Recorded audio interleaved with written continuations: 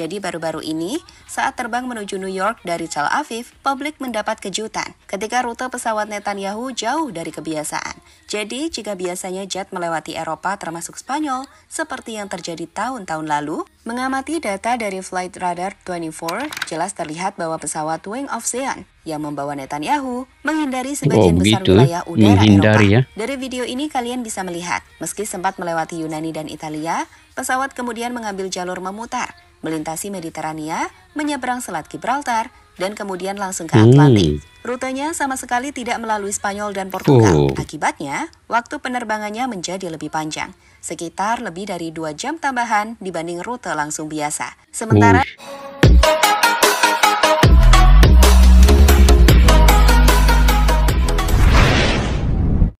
Assalamualaikum dan salam persaudaraan. Selamat bertemu kembali guys di channel Askalani Studio. Apa kabar semua? Semoga dalam keadaan sehat walafiat.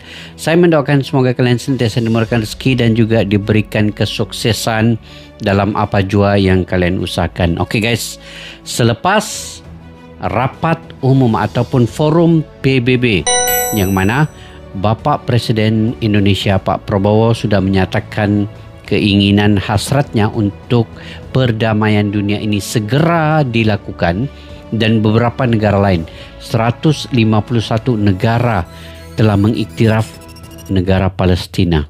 Jadi sekarang ini Israel tersepit, Netanyahu tersepit, dan kini Netanyahu mulai terisolir. Pesawatnya ditolak Spanyol dan Portugal. Dunia balas kebijakan perangnya. Ini yang ingin saya reaksi pada kali ini guys. Oke, di akhir video nanti saya akan memberi pandangan, pendapat pribadi dan ulasan terkait apa yang ada dalam video ini. Tanpa berbasa-basi, yuk kita simak dulu guys video ini sama-sama. I don't want to see Netanyahu destroyed by a missile side by side with his family. I want to see Netanyahu and those responsible for the genocide against the Palestinian people brought to the ICJ and other international courts. So breaking news to bring you now. Slovenia has imposed a travel ban on Israel's Prime Minister Benjamin Netanyahu. That's being brought to us by the Reuters news agency, citing the Slovenian government. Wih, banyak yang menolak kehadiran Netanyahu ya.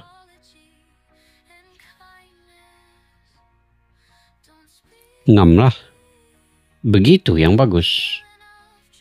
Tolak semua kedatangan. Netanyahu akhirnya tiba di New York untuk mengambil bagian dalam Forum Perserikatan Bangsa-Bangsa atau PBB. Rencananya, Netanyahu akan melakukan pidato di mimbar PBB, layaknya pemimpin dunia lainnya. Cerita menjadi menarik saat baru-baru ini jet atau pesawat yang ia tumpangi menunjukkan jalur yang tak biasa ketika ia terbang dari Tel Aviv menuju New York. Laporan dari media-media besar mengatakan, jet Netanyahu sebagian besar menghindari wilayah udara Eropa dalam rute yang tak biasa ke New York. Dari gambar Flight Radar 24, sempat terbang melintasi Yunani dan Italia, tetapi kemudian mengambil rute memutar, menghindari Spanyol dan Portugal, melintasi Mediterania, tepat di atas Selat Gibraltar, dan kemudian melintasi Atlantik. Ini adalah rute yang tak biasa, yang menambah waktu penerbangan Perdana Menteri lebih dari 2 jam. Lantas apakah yang membuat Netanyahu tak lagi terbang melintasi negara Eropa seperti Spanyol hingga Portugal? Berikut rangkuman dari Isolasi Dunia yang membuat Netanyahu semakin terisolir. Terisolir. Dia mengelak laluan Spanyol dan Portugal ya. Pesawatnya ditolak Spanyol dan Portugal. Gimana tuh guys ditolak? Dunia pada Israel tak berpengaruh saat baru-baru ini pesawat dari Netanyahu bahkan harus mencari rute lain yang lebih lama demi menghindari wilayah Spanyol dan Portugal. Jadi seperti kita bisa saksikan sama-sama, akhir-akhir ini semakin banyak negara-negara di dunia yang mengakui Palestina dan menilai bahwa Israel telah melakukan genosida di sidang PBB. Negara-negara yang selama ini mendukung Israel bahkan mulai berubah arah. Inggris melakukan gerakan bersejarah dengan mengakui Palestina. Lalu ada Prancis yang menekankan bahwa inilah waktunya untuk mengakui Palestina. Begitupun Italia, Spanyol, Portugal, dan masih banyak lainnya. Total 151 anggota PBB telah mengakui Palestina sebagai sebuah negara de facto. Dan jika Israel tak menghentikan agresi di Gaza saat ini juga, maka isolasi dan tekanan lebih kuat akan mengarah ke Israel. Hal yang tergambar saat pesawat Netanyahu harus mencari rute lainnya, saat Spanyol menolak wilayah udaranya dilewati Netanyahu. We hear the Oh, quest by sampai begitu ya. Palestinians to have their own state. And I am proud that Slovakia does not need to make big gestures today. Because for more than 3 decades, or 3 decades ago, we have recognized the right of Palestinian people to decide upon their fate. In Bratislava, we already have the embassy of the Palestine. This choice, which Italy has repeatedly deemed unacceptable, will lead us to vote in favor of some of the sanctions proposed by the European Commission against Israel. Japan condemns these actions, which are entirely unacceptable in the strongest possible terms. Jadi baru-baru ini, saat terbang menuju New York dari Tel Aviv, publik mendapat kejutan ketika rute pesawat Netanyahu jauh dari kebiasaan. Jadi, jika biasanya jet melewati Eropa termasuk Spanyol, seperti yang terjadi tahun-tahun lalu, mengamati data dari Flight Radar 24, jelas terlihat bahwa pesawat Wing of Zion yang membawa Netanyahu menghindari sebagian besar wilayah udara Eropa. Dari video ini kalian bisa melihat, meski sempat melewati Yunani dan Italia, pesawat kemudian mengambil jalur memutar, melintasi Mediterania, menyeberang Selat Gibraltar, dan kemudian langsung ke Atlantik. Rutenya sama sekali tidak melalui Spanyol dan Portugal. Akibatnya, waktu penerbangannya menjadi lebih panjang, sekitar lebih dari 2 jam tambahan dibanding rute langsung biasa. Sementara terkait dengan hal itu, banyak media-media di dunia pun langsung melakukan analisis terkait dengan apa yang terjadi. Di mana salah satu media kenamaan dunia, The Guardian, menyebut isolasi ini tak terlepas dari tekanan yang semakin kuat, di mana negara-negara Eropa siap menjalankan perintah penangkapan terhadap Netanyahu. Di mana pada November 2024, Pengadilan Pidana Internasional atau ICC mengeluarkan surat perintah penangkapan terhadap Netanyahu terkait tuduhan kejahatan perang dan kejahatan terhadap kemanusiaan di Gaza. Ya, seperti yang dijelaskan NDTV World, pesawat Netanyahu mengambil rute tak lazim di wilayah udara untuk menghindari penangkapan.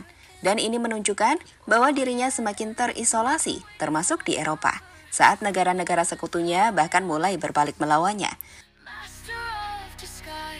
Oke guys, Netanyahu ini kan, kalau saya lah, wajib sudah ini ditangkap.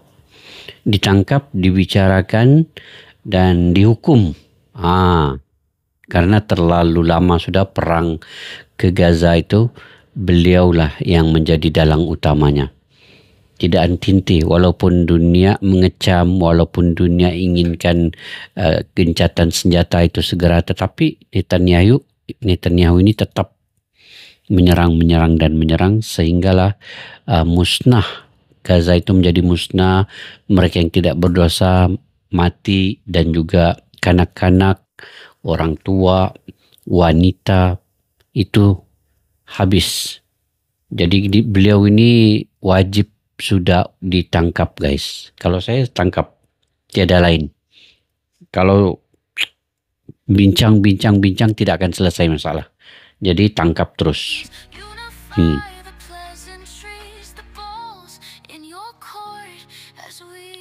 Jenis macam ini memang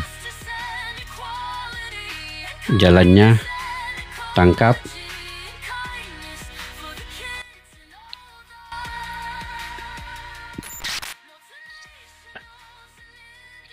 Oke, Netanyahu sampai di New York. Perdana Menteri Israel Benjamin Netanyahu sendiri terbang ke New York untuk menghindari sidang umum PBB. Di situ, Netanyahu berjanji akan menggunakan pidatonya di panggung PBB untuk menyampaikan kebenaran Israel, sekaligus mengecam negara-negara barat yang baru-baru ini mengakui negara Palestina dan coba mengisolasi Israel.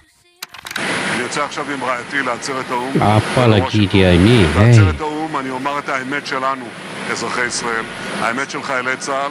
של המדינה שלנו. אני אוקיע את אותם מנהיגים שבמקום להוקיע את הרוצחים, האנסים, שורפי הילדים, רוצים לתת להם מדינה בלב ארץ ישראל. זה לא יקרה. Dan pesan tersebut nampak Netanyahu ingin menegaskan bahwa kehadirannya di PBB bukan untuk kompromi, tetapi untuk membawa kebenaran versi Israel. Dengan menyebut kebenaran warga Israel, kebenaran IDF, kebenaran negara kami, ia berusaha membangun narasi bahwa Israel adalah pihak yang benar, korban yang sah, dan memiliki dasar moral untuk membela diri. Dan saat ia mengatakan mengecam para pemimpin yang justru memberi dukungan pada Palestina, bukan mengutuk Hamas. Kata-kata seperti pembunuh, pemerkosa, pembakar anak adalah framing untuk menggambarkan Palestina semata-mata lewat lensa terorisme. Tujuannya agar pengakuan terhadap Palestina dipandang publik global sebagai tindakan mendukung teror. Dan saat mengatakan, itu tidak akan terjadi. Itu adalah pesan penutup yang paling penting. Netanyahu secara terbuka menolak solusi dua negara dan mengirim sinyal ke komunitas internasional bahwa Israel di bawah kepemimpinannya tidak akan tunduk pada tekanan diplomatik seberapapun kuatnya. Di mana dengan gaya retorika keras, Netanyahu juga menyampaikan pesan kepada rakyat Israel. Bagus seranglah dia punya negara ini, habis-habisan. Yang tidak tunduk pada tekanan Eropa atau Amerika. Ini penting bagi dirinya, mengingat ia sedang menghadapi isolasi diplomatik dan tekanan hukum dari ICC. Kalau gitu lancarkanlah serangan. 151 negara ini serang Israel. Kalau dia tidak mau tundukkan. Simple. Israel semakin terisolasi. Apa dampaknya? I will not allow Israel to annex the West Bank. No, I will not allow it. It's not going to happen. Did you speak with Netanyahu about this? Yeah, but I'm not going to allow it. Whether I spoke to him or not, I did. But I'm not allowing Israel to annex the West Bank. There's been enough. It's time to stop now, okay? We spoke with Bibi Netanyahu today, and we spoke to all the leaders in the Middle East, who are great people, and we're getting pretty close to having a deal on Gaza, and maybe even peace, which would be the first time in about, 2,000 years? Meskipun Netanyahu berusaha untuk tetap keras, namun yang pasti, isolasi pada Israel semakin besar. Laporan terbaru dari The Washington Post bahkan menuliskan analisis dengan headline, As Israel's isolation mounts at UN, full toll remains limited. Di mana di laporan itu dijelaskan bahwa kondisi saat ini menunjukkan bahwa memang Israel semakin terisolasi secara diplomatik dan moral di PBB dan forum internasional. Pertama, kecaman dari berbagai negara meningkat, dengan banyak negara mengkritik tindakan Israel di Gaza dari segi hak asasi manusia, hukum perang, hingga tuduhan genosida. Lalu pengakuan Palestina oleh banyak negara Eropa, termasuk Prancis, Inggris, Italia, Spanyol, hingga Portugal, dan masih banyak lainnya. Selanjutnya, munculnya resolusi atau respon PBB, tuntutan agar Israel segera menghentikan aksi militer. Hingga langkah-langkah simbolis tentang potensi Israel dikeluarkan dari berbagai acara kultur, musik, olahraga. Seperti pembahasan soal dikeluarkannya Israel dari kompetisi UEFA baru-baru ini. FIFA faces being banned from international football, but I've uncovered how Donald Trump will step in to prevent it. Sky News first revealed that UEFA was in talks at the highest levels about suspending Israel, and now I've discovered that has support amongst the majority of members of the executive committee and amongst football associations across Europe as the war in Gaza intensifies. Meski begitu, dampaknya sejauh ini memang belum berhasil menghentikan Israel dari menginvasi Gaza. Amerika Serikat masih menjadi sekutu utama Israel, memberikan dukungan politik dan militer yang signifikan. Ini menjadi perisai penting yang menghalangi isolasi itu Amerika berubah menjadi dampak signifikan yang bisa memaksa perubahan tindakan. Selain itu, meskipun ada beberapa negara yang mulai membatasi penjualan senjata atau mengevaluasi hubungan diplomatik, skala tindakan ini masih jauh dari sanksi internasional penuh. Ketika banyak negara mendukung deklarasi atau resolusi, tapi implementasi dan konsistensinya masih lemah.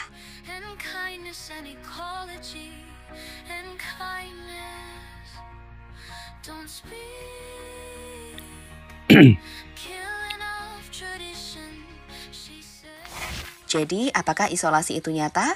Ya, sangat nyata, terutama secara moral, diplomatik, dan simbolis. Tapi hingga sekarang, efek jangka pendeknya terbatas dalam mengubah tindakan Israel secara konkret. Untuk dampak yang lebih besar, seperti perubahan kebijakan militer, batasan besar terhadap akses udara atau diplomatik, atau tekanan ekonomi yang melekat, isolasi itu perlu dipertahankan dan diperluas, dan perlu ada konsensus internasional yang lebih kuat.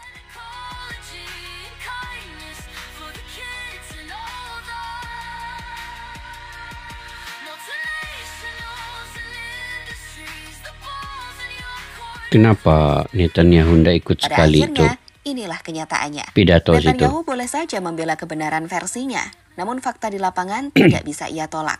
Pesawatnya harus memutar jauh, Takut menghindari langit ditangkap. Eropa.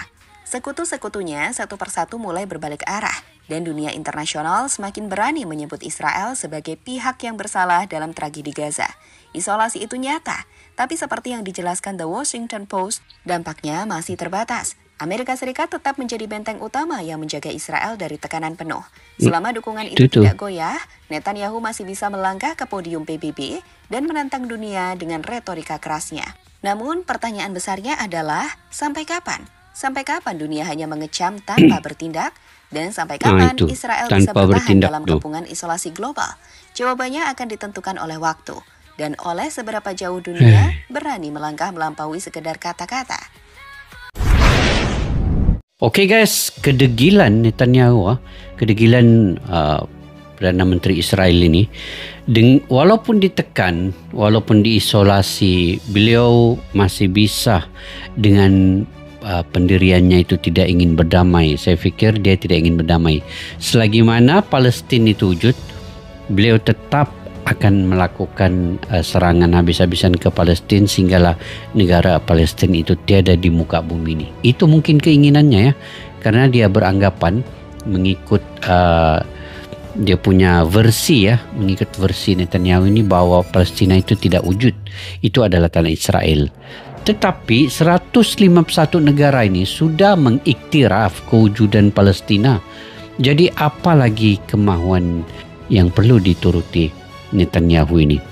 Jadi kalau dia berdegil begitu, itu yang dilakukan oleh Spanyol, yaitu tidak membenarkan pesawat melalui ruang udara mereka. Kalau melalui ruang udara itu mereka akan tangkap. Sebab itu Netanyahu memilih rute yang berbeda daripada laluan yang asal. Tetapi sekarang ini beliau masih lagi bebas dan masih lagi ingin melakukan serangan-serangan ke atas Gaza ini. Itu persoalannya. Walaupun 151 negara mendukung penuh kewujudan negara Israel, mengiktiraf penuh negara Israel, tetapi Netanyahu masih lagi ingin untuk versi negaranya menghapuskan Palestina. Karena di belakangnya itu ada Amerika, masih ada mereka. Walaupun sekarang ini kita lihat kesungguhan daripada Donald Trump yang ketemu dengan ketua-ketua negara Islam, membincangkan secara detail terperinci berkaitan dengan gencatan senjata dan kedamaian itu perlu dipercepatkan segera dan juga menghentikan serangan-serangan daripada Israel kepada Palestina. Tetapi kita belum tahu lagi kesungguhan itu benar-benar diambil melalui tindakan ataupun hanya sekadar retorik, sekadar kata-kata, omong-omong kan, omon-omon. Itu. Jadi sekarang ini 151 negara ini wajib melakukan kayak seperti Spanyol lakukan ini, yaitu sekat segala ruang udara untuk membawa senjata-senjata masuk ke Israel. Jangan benarkan laluan udara masing-masing untuk sampai kepada Israel membawa senjata ini. Ini yang selagi ada senjata dibawa ke Israel, selagi itulah mereka tetap menyerang kan. Jadi kenapalah 151 negara ini tidak serang Israel kalau dia masih berdegil? Sedangkan Israel suka-suka pula menyerang Gaza tanpa ada tindakan. Jadi baguslah 151 negara ini seranglah Israel kan. Kalau mau betul-betul kejam, sebab Israel tidak juga mau ikut cakap, dia tidak tunduk dengan sebarang tekanan. Jadi putuskan segala hubungan dengan Israel, sama ada dari segi diplomatik, ekonomi, dan juga perundingan. Kalau tidak mau berunding sudah, terus seranglah semua. Kenapa negara-negara Arab berdiam diri? Sedangkan Israel pergi serang Qatar, Israel serang Syria, Israel serang Palestina, Israel serang Irak. Semua dia mau serang. Negara Arab berdiam diri. Itu persoalannya di situ guys. Jadi bagi saya tetap memberikan tekanan kepada Israel macam manapun. Tetap putuskan segala hubungan, apapun hubungan dengan Israel, Hanya itu saja satu-satunya jalan kalau tidak bisa dengan serangan secara fizikal. Jadi kita guna secara psikologis, secara halus, dengan sekat segala kegiatan ekonomi apapun yang berkaitan dengan Israel. Sekarang ini Israel pun tidak dibenarkan untuk main di UEFA dan juga bermain di FIFA di Piala Dunia. Jadi baguslah, itu salah satu tekanan kepada mereka. Oke, mungkin itu saja guys. Saya punya pandangan pendapat sendiri. Mungkin kalian pula ada pandangan pendapat sendiri. Kalian boleh komentar ya di ruang kolom di bawah. Oke, sampai kita jumpa lagi. Assalamualaikum warahmatullahi wabarakatuh. Bye-bye.